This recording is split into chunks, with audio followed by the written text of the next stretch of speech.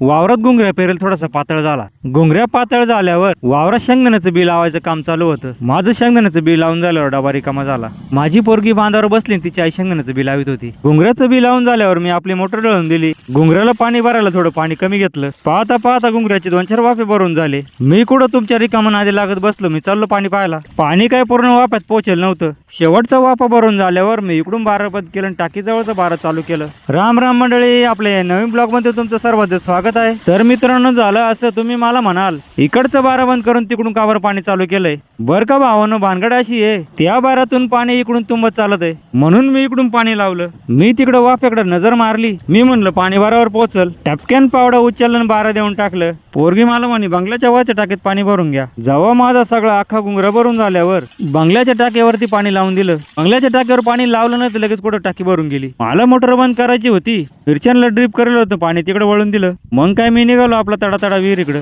विहिरीमध्ये गंगेचं पाणी तर पडत होतं. मी जेव्हा विहिरीत डोकावलं तेव्हा पाणी पार खाली जायला होतं. आपल्या लुणाचा पांडल फिरून मी निघालो नाशिकच्या दिशेने. शिंदपळस गावाजवळ आल्यावर ह्या पुढच्या गाडीवाल्याने कचकान ब्रेक मारला. मी आपल्या लुणाचा पुढचा मागचा ब्रेक कचाकच मारला. इथं या हायवेवर एकाडी 7-8 गतिरोधक आहे.